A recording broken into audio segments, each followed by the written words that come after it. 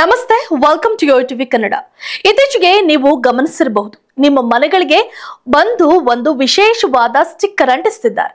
ಅದರ ಮೇಲೆ UHID ಎಂದು ಬರೆದಿದೆ. ಹಾಗಿದ್ರೆ ಏನಿದು UHID ಸ್ಟಿಕ್ಕರ್? ಇದರ ಕೆಲಸವೇನು? ಇದು ಯಾಕೆ ಅಂಟಿಸ್ತಿದ್ದಾರೆ? ಇದು ಕೇವಲ ಒಂದು ಸ್ಟಿಕ್ಕರ್ ಅಲ್ಲ, ಬದಲಾಗಿ ಕರ್ನಾಟಕದಲ್ಲಿ ದೊಡ್ಡ ಸಮೀಕ್ಷೆಯೊಂದು ಆರಂಭವಾದ ಸೂಚನೆ.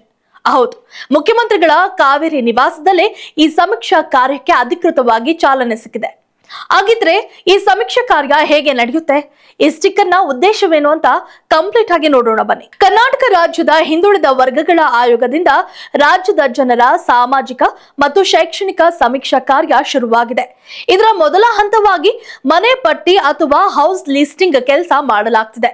ಈ ಕಾರ್ಯಕ್ಕೆ ಅಧಿಕೃತವಾಗಿ ಚಾಲನೆ ನೀಡಲು ಸಿಎಂ ಸಿದ್ದರಾಮಯ್ಯ ಅವರ ಕಾವೇರಿ ನಿವಾಸಕ್ಕೆ ಆಯೋಗ ಸಿಬ್ಬಂದಿ ತೆರಳಿ ಸ್ಟಿಕ್ಕರ್ ಅಂಟಿಸುವ ಪ್ರಕ್ರಿಯೆಯನ್ನ ಆರಂಭಿಸಿದ್ರು. ಹಾಗಾದ್ರೆ ಏನಿದು UHID ಸ್ಟಿಕ್ಕರ್ ಅಂತ ನೋಡುವುದಾದ್ರೆ, ಇದು ನಿಮ್ಮ ಮನೆಯ ಒಂದು ಗುರುತಿನ ಚೀಟಿ ಇದ್ದ ಹಾಗೆ. ರೆಸಿಡೆನ್ಷಿಯಲ್ RR ನಂಬರ್ ಆಧಾರದ ಮೇಲೆ ಆಯೋಗದ ಸಿಬ್ಬಂದಿ ಪ್ರತಿ ಮನೆಗೆ ಹೋಗಿ ಒಂದು ಹೌಸ್ ಹೋಲ್ಡ್ ಐಡಿಯನ್ನ ಸಿದ್ಧಪಡಿಸುತ್ತಿದ್ದಾರೆ. ಈ ಐಡಿಗಳನ್ನು ನೀವು ಈಗ ನಿಮ್ಮ ಮನೆಗಳ ಮೇಲೆ ಕಾಣಿಸ್ತಿರುವ ಸ್ಟಿಕ್ಕರ್ ರೂಪದಲ್ಲಿ ಅಂಟಿಸ್ತಾರೆ.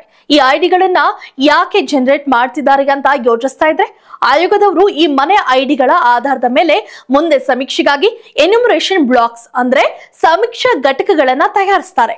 ಇದರಿಂದ ಸಮೀಕ್ಷೆ ಮಾಡುವವರಿಗೆ ಸುಲಭವಾಗುತ್ತದೆ.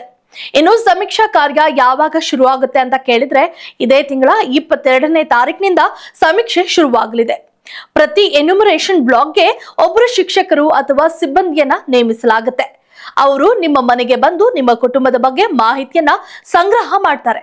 ಈ ಸಮೀಕ್ಷೆಯ ಮುಖ್ಯ ಉದ್ದೇಶವೇನು ಅಂದ್ರೆ, ಕರ್ನಾಟಕದ ಜನರ ಸಾಮಾಜಿಕ ಮತ್ತು ಶೈಕ್ಷಣಿಕ ಸ್ಥಿತಿಗತಿಗಳ ಬಗ್ಗೆ ನಿಖರ ಮಾಹಿತಿಯನ್ನ ಸಂಗ್ರಹಿಸುವುದು.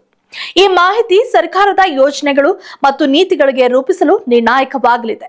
ಒಟ್ಟಿನಲ್ಲಿ ರಾಜ್ಯದ ಎಲ್ಲಾ ಜನರ ಭವಿಷ್ಯದ ದೃಷ್ಟಿಯಿಂದ ಈ ಸಮೀಕ್ಷೆ ಬಹಳ ಮುಖ್ಯವಾಗಿದೆ. ಇದು ಸರ್ಕಾರದ ಹೊಸ ನೀತಿಗಳಿಗೆ ದಾರಿ ಮಾಡಿಕೊಡುತ್ತದೆ. ಹಾಗಾಗಿ ನಿಮ್ಮ ಮನೆಗೆ ಸಮೀಕ್ಷೆಗಾಗಿ ಸಿಬ್ಬಂದಿ ಬಂದಾಗ ಅವರಿಗೆ ಸರಿಯಾದ ಮಾಹಿತಿ ನೀಡಿ ಸಹಕರಿಸಿ. If you like this video, ಬೇಗ ಲೈಕ್ ಮಾಡಿ, ಕಾಮೆಂಟ್ ಮಾಡಿ, ಶೇರ್ ಮಾಡಿ ಹಾಗೂ ಯೋಯೋ ಟಿವಿ ಕನ್ನಡವನ್ನು ಸಬ್ಸ್ಕ್ರೈಬ್ ಮಾಡಿ.